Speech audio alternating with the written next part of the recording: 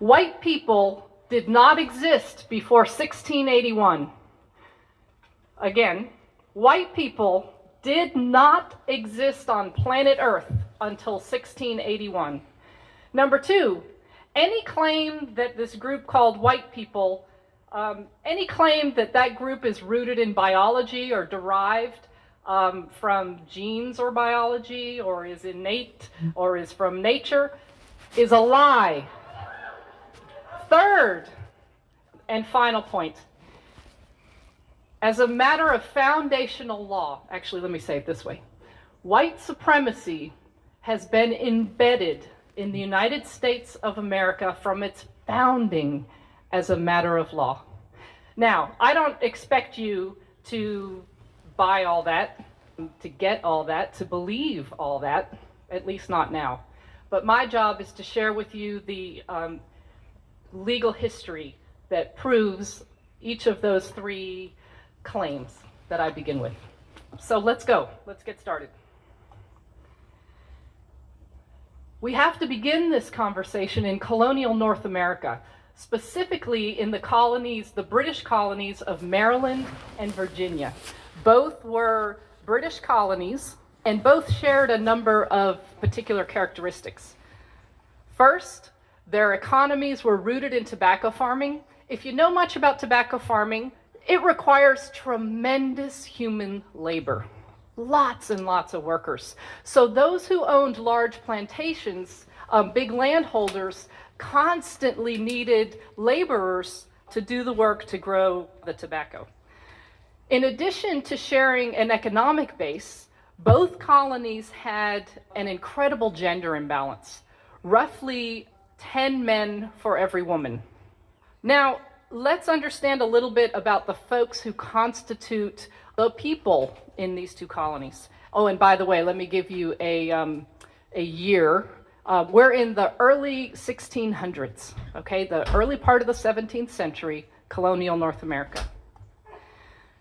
England had, for some bizarre reason that today demographers cannot explain, there was a population boom in England in the early 17th century.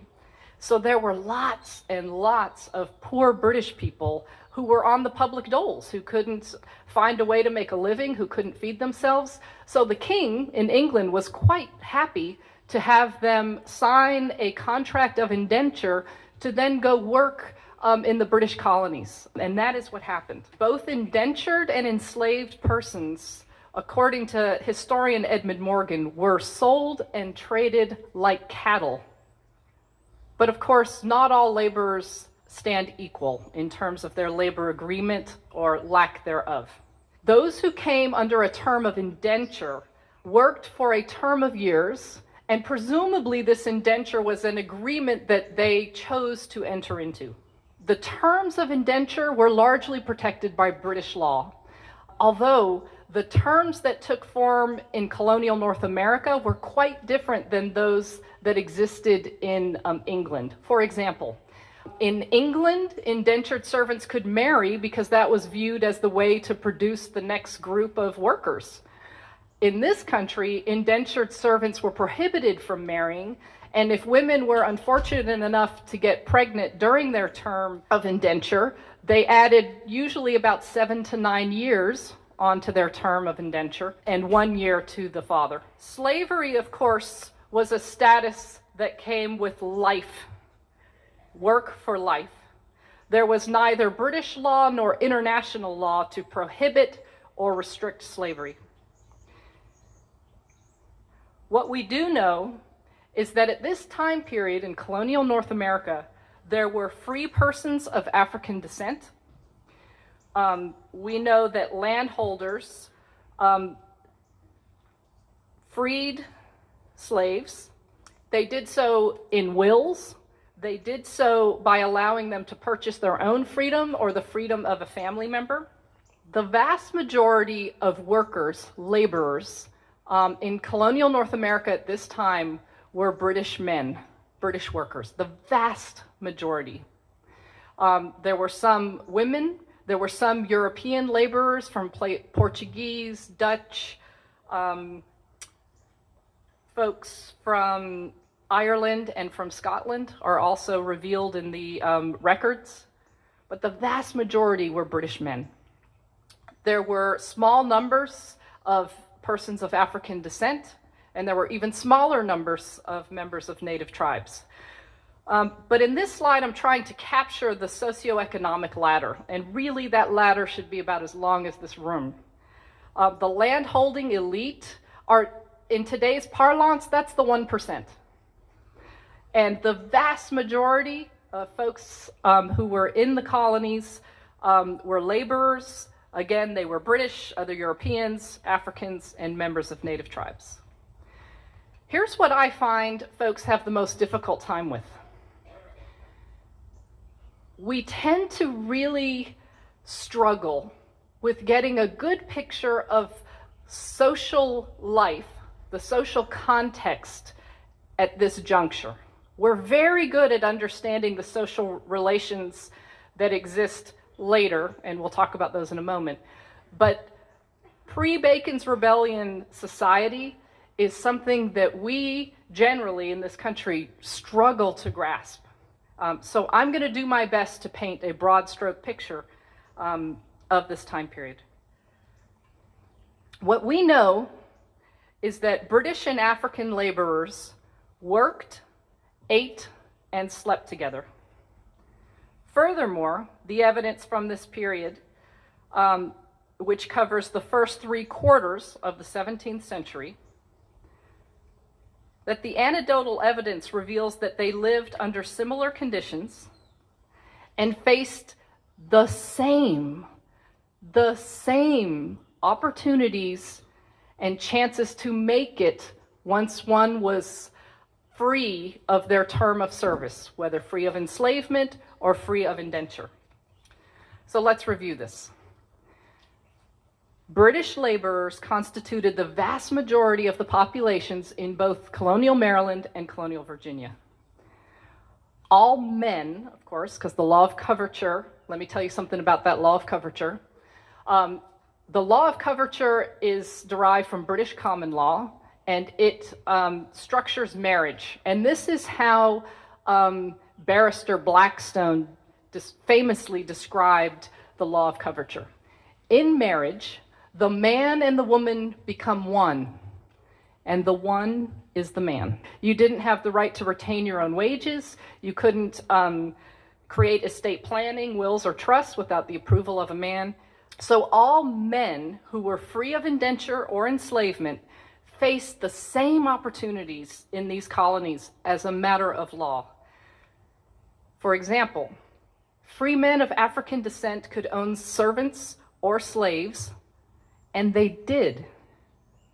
They could vote, and they did.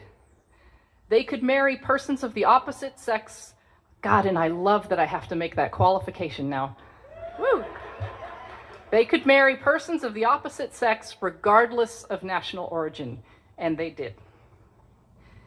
In fact, marriages between men of African descent and women primarily of British descent were not uncommon at all. In one county, 1/2 of the free men of African descent were married to a European woman.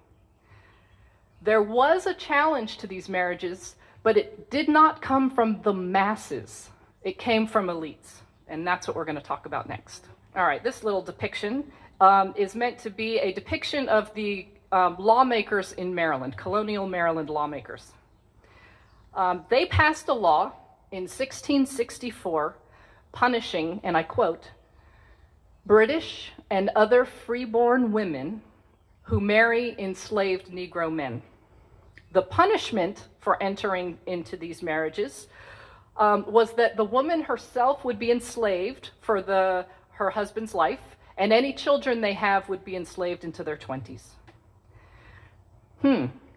Now imagine that you are a plantation owner. That's not a bad deal. I get more property. I like that. And that is exactly what happened. Rather than deter these marriages, which is the express intent of the law of 1664, rather than deter them, these marriages were encouraged by property owners because that in fact, that such a marriage increased their property value. This law of 1664 represents, if not the first, certainly the precursor to anti-miscegenation law. These are laws that punished or prohibited marriage between, notice that white people didn't exist yet in 1664, at least as referenced in that law. But most generally speaking, anti-miscegenation law prohibited and punished marriages between a white person and a specific non-white person or persons. Let me be really clear. I read all the time in history books, in academic texts, and I read anti-miscegenation law described as prohibiting interracial marriage. That's not correct. For example, a member of a native tribe could marry a person of Chinese descent. Both were understood as racially distinct, but never did anti-miscegenation law prohibit such kinds of marriages. The only marriages that anti-miscegenation law prohibited were those between a white person and always a person of African descent, and sometimes various other groups. Okay, so just so we're really clear about anti-miscegenation law and its link to whiteness. A couple other things to note about anti-miscegenation law. It's not derived from British law. Anytime we look at law and study history and you see a break from British common law, you always want to pay attention, because it tells us something about the needs and desires of those who wielded power in the colonial context. So anti-miscegenation law was one of these laws. They were passed colony by colony and then state by state. It's a really important area of law for a number of reasons. But for our purpose this morning is because it's where this human category called white first appears on planet Earth, the first time. In addition, anti-miscegenation law is important because it lasted more than 300 years. These anti-miscegenation laws literally shaped the faces of this group of more than 2,000 X number of people that I'm looking at today. The Maryland legislature sought to correct for the encouragement of marriages that they described in that previous law of 1664 as, quote, a disgrace, unquote, to the British people, as an indication that the, quote, British or freeborn woman must be forgetful of her status as free, end quote. So they passed the law of 1681. And in this law, it made it illegal for British and other white women from marrying a Negro slave. And furthermore, the law punished any landholder who encouraged the marriages and any religious authority who performed it. This law equals the invention of the human category white. Did these group of laborers, some of whom were from Portugal, some from Holland, some from Ireland, Scotland, did they have a little genetic transformation that occurred right after the General Assembly in Maryland met, creating a genetic sludge that we can now call white? Virginia passed its first anti-miscegenation law in 1691. In Virginia, the law prohibited both white men and white women from marrying a person of African descent or a member of a native tribe. But lest I leave you thinking that gender equality was being created in this law, let me quickly dispel that. Studies of antebellum courts reveal that, in fact, anti-miscegenation law was that, at least in the language of the law, prohibited these marriages for white men and white women. But here's what we know from antebellum court cases. we know that plenty of white men married and or engaged in intimate sexual relations with prohibited women. However, very rarely were they brought to court and punished under the anti-miscegenation law. Very rarely. So here, pay attention to this. This law, in its enforcement, is largely focused on controlling the relationality and the sexuality of white women and non-white men. Furthermore, think about the enforcement practices that come out of this particular law. What's the result? Who becomes more available for who? We see a further step in locating patriarchal power squarely among and within white men. We've talked about the law of 1664 and the amendment to that law in 1681. And we've noted that the key difference between those two is the reference to the group who's of concern. The language has shifted from British and other freeborn to British and other white women in that particular law. So the question becomes, well, what the heck happened between 1664 and 1681? And the answer is Bacon's Rebellion. This was a massive revolt in the colony of Virginia that lasted more than a year. Let me give some background of the seeds of this rebellion, what helped give rise to this violent outburst. Those who were enslaved, I don't think it's hard to imagine, were by definition of their status disgruntled laborers.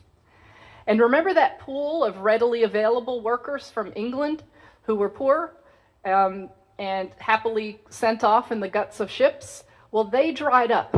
That population surge ended, and there was no longer a pool of laborers from Britain available to handle the work on the plantations in the colonies. The result is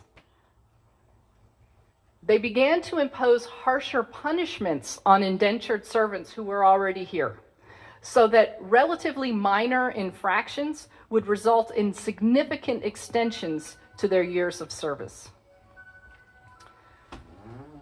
Those who completed their term of indenture or who were released from their status as enslaved were frustrated.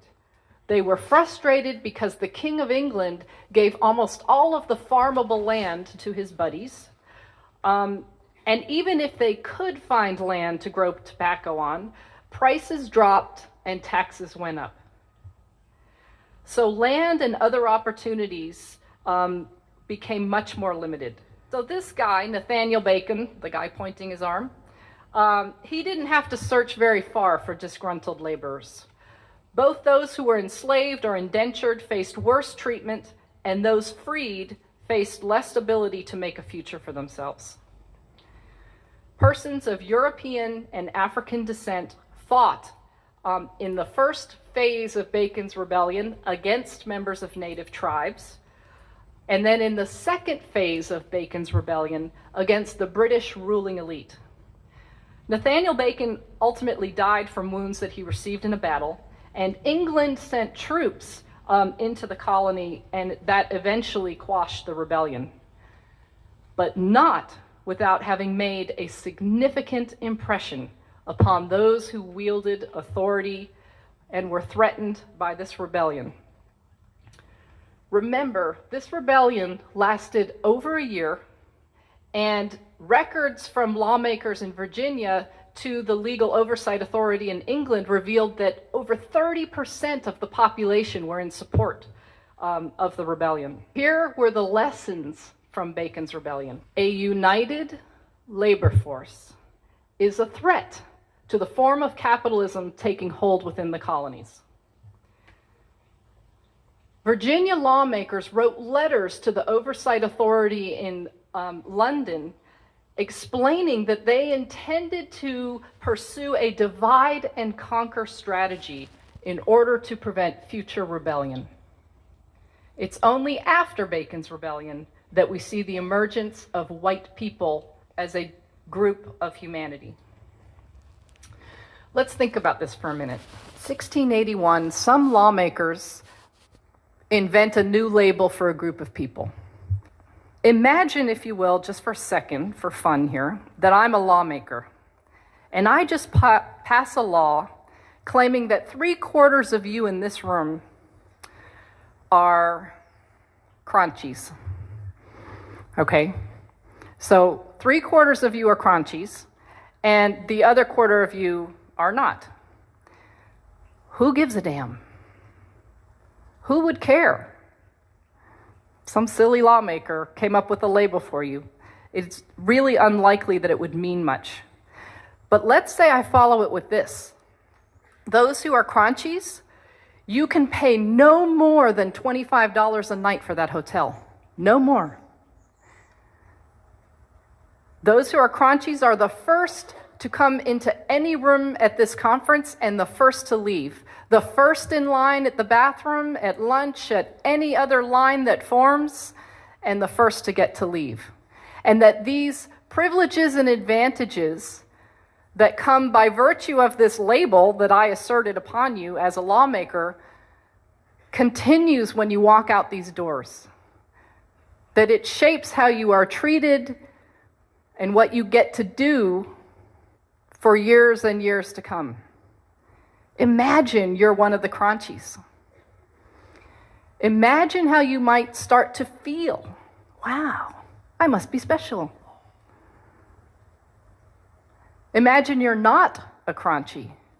Wow, what's wrong with me? This is not fair. Let's return to the divide and conquer strategy.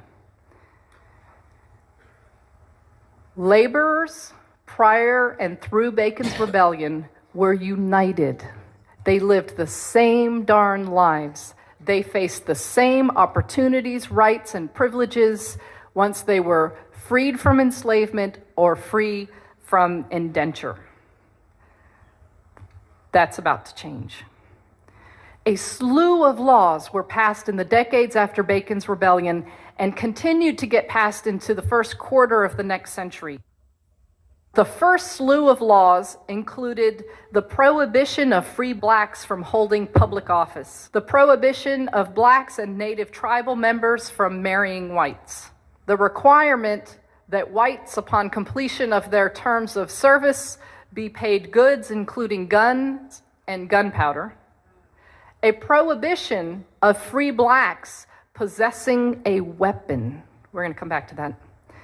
The prohibition of blacks testifying against whites. These laws began to give different meaning to these labels that prior to this moment just referenced where your nation of origin was. Not anymore. I want to return quickly to the law that prohibited free blacks from possessing a weapon. What this law did was essentially strip free black men of their ability to hold patriarchal power. Because look, under the law of coverture, here's how things worked. Men were in control, controlled women, their spouse, controlled their children, and had legal authority to do so, including severe beatings, all financial assets and land. The man had the control. But the exchange was that in exchange for that authority, he protects. That's the trade-off for patriarchal power. Stripped, made impossible by virtue of this law. And then let's look at this law that prohibited blacks from testifying against whites. We will see that throughout U.S. history. Mexicans prohibited from testifying against whites, Chinese prohibited from testifying against whites, and then it just becomes mongrels, the label, to include persons of Japanese descent and the like. So that's a law that we see throughout U.S. history. When you look at these laws, what's the message to white people? Each one of these laws has a message to this new group of people called white folks on the one hand, and a message to those who it denies or restricts on the other. Each one of them. This package of laws, first passed after Bacon's Rebellion, did something extraordinary. Let's imagine that that light up there represents the landholding elite, the 1%. And this represents the socioeconomic ladder in the colony, okay? And so this hand over here represents this new group of laborers called white ones.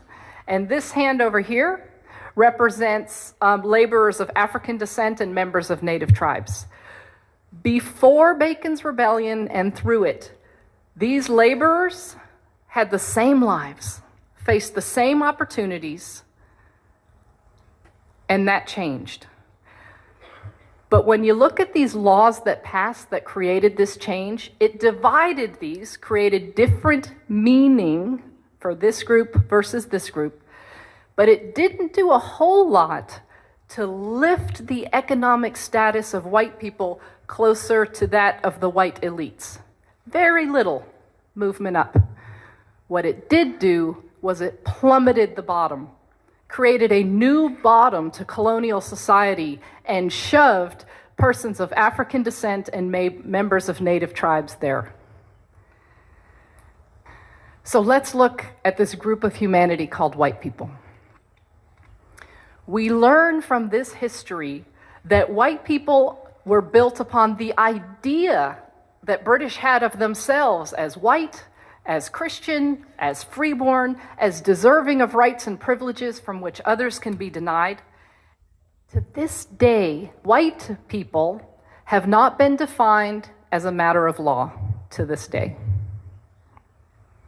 This history teaches us that white is the tool by which laborers were divided. Those who shared the same living conditions, the same opportunities, now experience ourselves as more connected with Paris Hilton than with our African American neighbor, even though our economic status is far more similar to that neighbor than to the lives of the 1%. But not only did this new organization of society create a new bottom to it, it created a link that heretofore had not existed, that connected this new group of laborers called white people with the elite. And what was that connection?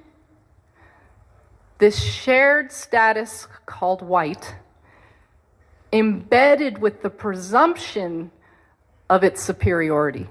The other thing to note about the invention of white people and the meaning of white that this history reveals is that white constituted the center of patriarchal power. And we see that most clearly through anti-miscegenation law and specifically through its enforcement. We're going to move from the 17th century into the 18th century. The American Revolution has taken place, and the First Congress of the United States of America will meet for the first time. And when they meet, they will establish laws regarding citizenship in this new country. This is the building actually in New York where the first Congress met. Here are the men who represented the first Congress. These laws regarding citizenship include an area of law called naturalization law. Naturalization law provides the process by which one who is not born in a country can become a citizen. The first Congress of the United States determined 1790 that in order to become a naturalized citizen of this new republic called the United States of America, one had to be white. This was valid law in the United States until 1952. You had to be white to be a U.S. citizen.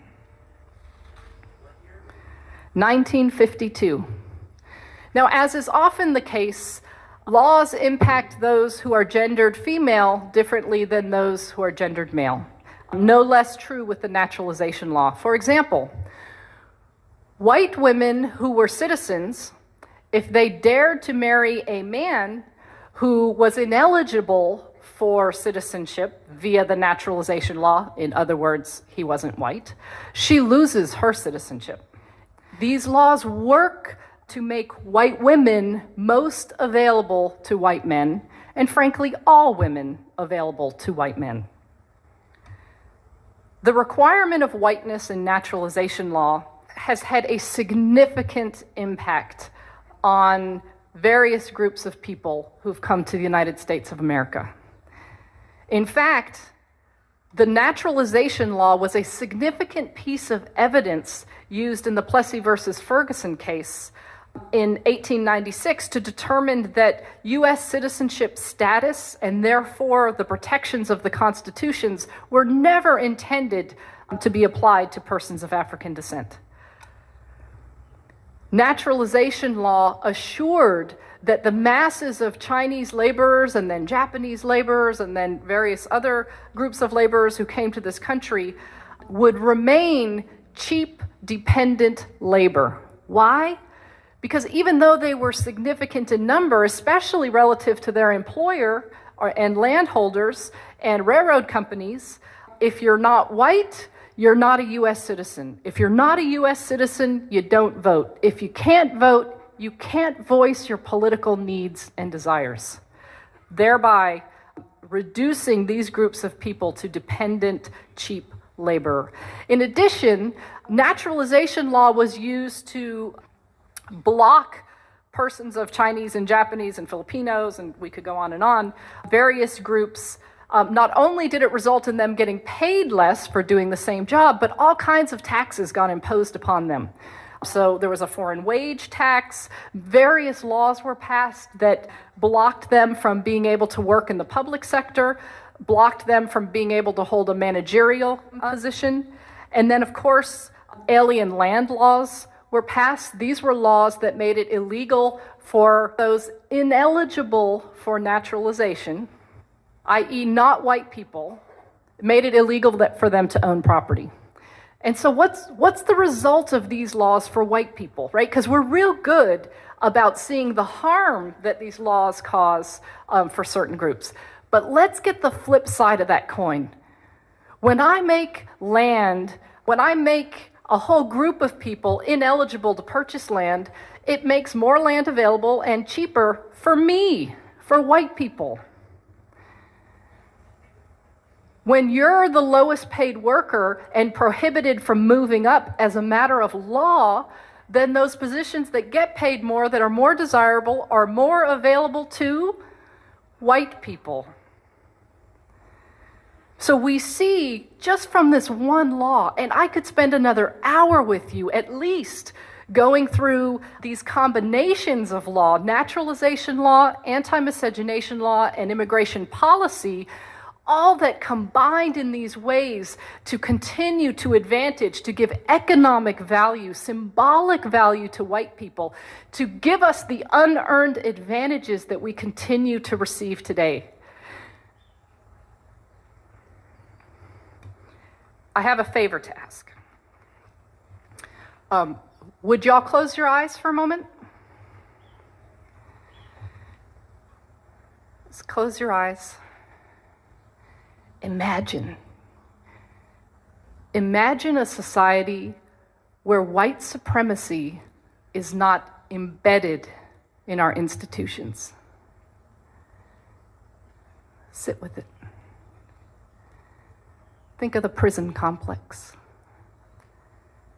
Think of our education system. Think of church on Sunday, synagogue on Saturday, temple, mosque.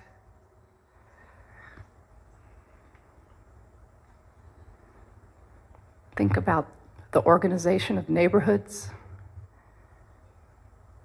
Think about the government of the United States and how assets and resources would be distributed.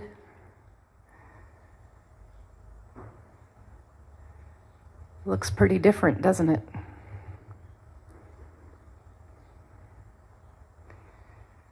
White supremacy, you can open your eyes if you like, is institutionally embedded in the United States of America as a matter of foundational law. So what do? Whatever image you had of an institution, an example, a relationship that was free of institutionalized and personally held onto white supremacy, hold that. Hold on to it. It's a glimpse, it's a tool to tell us where we need to go, where we can go. It offers hope.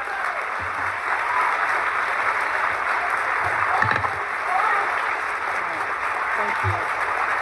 Thanks, everyone.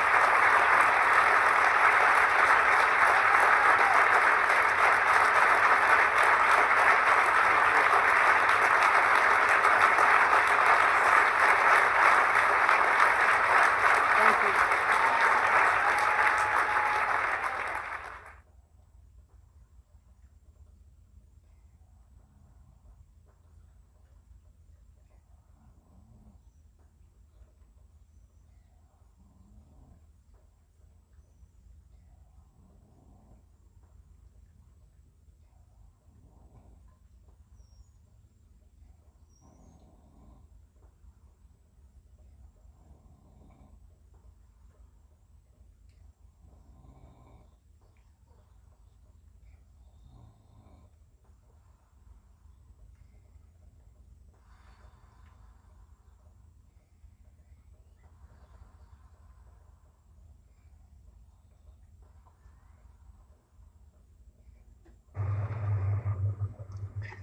Hello. In this week's Torah portion, Devarim, the Israelites are positioned to enter the land of Israel. But to do so, they must pass through the land of the Edomites, south of the Dead Sea. The Edomites are the descendants of Edom, who is also known as Esau, Jacob's evil twin. The Edomites refuse passage, so God tells the Israelites to leave the Edomites alone and bypass them. Quote, "And the Lord spoke to Moses, saying, Command the people, saying, You are to pass through the border of your brothers, the children of Esau who live in Seir. They will be afraid of you. Be very careful. You shall not provoke them, for I will not give you of their land, no, not so much as the breadth of a single foot, because I have given Mount Seir to Esau as an inheritance." Unquote. Why is God being so protective of the Edomites? Isn't Esau a bad guy? One answer is provided in the Torah. Quote, "You will not hate an Edomite, for he is your brother." Unquote. Okay, brotherhood is worth something. But that cannot be the whole story, because our tradition paints Esau as the very epitome of wickedness. The Talmud says, quote, "Rabbi Yohanan said, that wicked man Esau committed 5 sins in a single day. He dishonored a betrothed maiden, he committed a murder, he denied God, he denied the resurrection of the dead, and he spurned his birthright." Unquote. Moreover, our tradition tells us that the Edomites are the ancestors of the Romans, and indeed of all Europeans and the entire Christian world. The Midrash says, quote, "2 orphans were left to Esau, namely Remus and Romulus. And you, God, gave permission to a she-wolf to suckle them, and afterwards they arose and built Rome." Unquote. Now, the Romans and their successors, the Byzantines, dominated the land of Israel for 7 centuries, from 63 BCE, when Pompey conquered Jerusalem, to 638 CE, when the Muslim Caliph Omar ibn Khattab conquered Jerusalem. The Romans oppressed the Jews, destroyed their temple, and exiled them from their lands. So why did God protect them and allow them to do this? The Midrash and the Zohar offer another answer. Esau merited land and power because he honored his father. The Midrash tells us, quote, "Rabbi Shimon ben Gamliel said, All my life I attended to my father's needs, yet I did not do for him 1/100th of what Esau did for his father. I used to attend to my father in soiled garments and go out in the streets in clean ones. But when Esau attended to his father, he attended upon him in royal robes, for he said, Only royal robes befit my father's honor." Unquote. Commenting on our portion, Rabbi Yudan says in the Midrash, quote, when Israel came to wage war with the children of Esau, the Holy One, blessed be He, showed Moses the cave of Machpelah, where the patriarchs are buried, and said to him, Moses, say to Israel, you may not engage Esau in battle, because he still deserves reward for the honor he gave to some of those who are buried in this mountains. That is, his parents, unquote.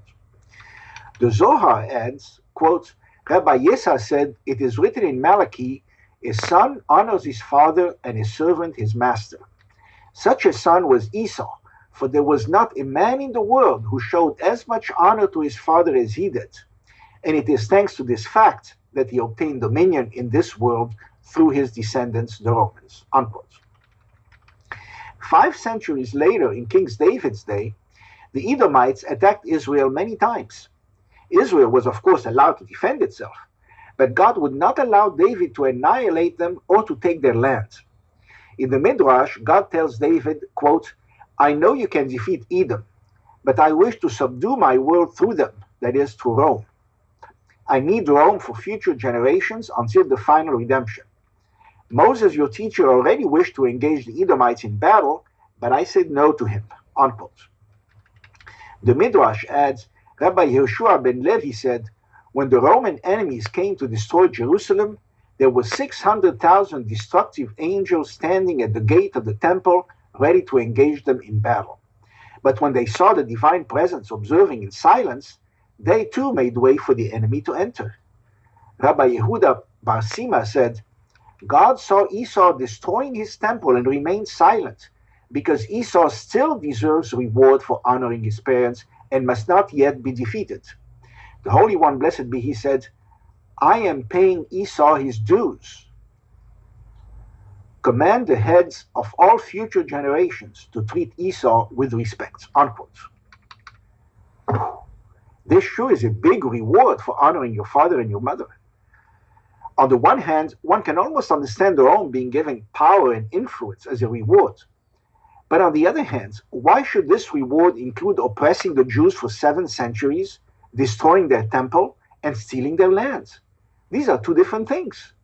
Nowhere in Judaism does it say that part of your reward for anything will be to get away with murder. Nowhere does it say that in civil law either. Sometimes in hindsight, we can recognize that God's plan requires us to suffer. Slavery in Egypt was a case in point. We didn't do anything wrong to deserve it. God simply said to Abraham, quote, know for certain that your offspring will be strangers in a strange land and will be enslaved and afflicted for 400 years. No reason was given. Evidently, God thought slavery was necessary. But why? Many answers come to mind. First, for our protection. Jacob's clan in Israel was an easy target for neighbors. In Egypt, a superpower protected us, albeit to exploit us. Second, to build up our numbers in safety, to build up our identity and community spirit, to minimize contact with the idolatrous outside world, and to eliminate the possibility of intermarriage. Egyptians wouldn't want to marry slaves. Third, to allow God to show the whole world who was in charge by performing flashy miracles when He freed the Jews. Finally, the gratitude felt upon liberation, coupled with the acquired slave mentality, made it easier for us to accept the Torah. Furthermore, our tradition says that all the bad things that evil perpetrators inflict on us are punishment for our lack of observance. But it also says that God does not choose who those perpetrators are. They choose themselves, of their own free will. And as a result for their bad choices, they will be punished for their evil deeds. That being so, how can the Midrash say that God allowed the Romans to almost destroy Judaism as a reward for their ancestor Esau's good behavior towards his father? There's a contradiction there. It's all very difficult to understand. I don't. Do you? Shabbat Shalom. After saving with customized car insurance from Liberty Mutual, I customize everything, like Marco's backpack. Gatorlight, Rapid, Dehydration, All G.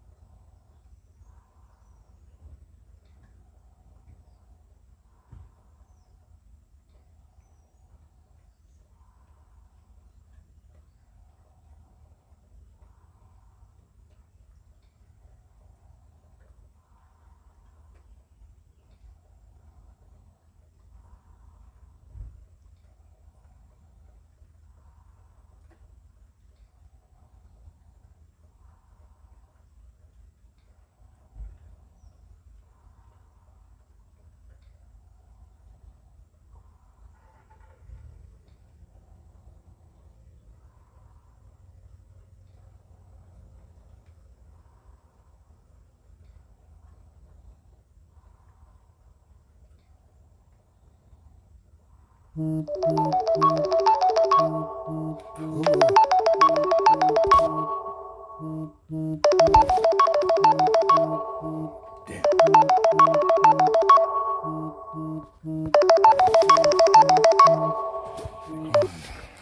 Oh shit.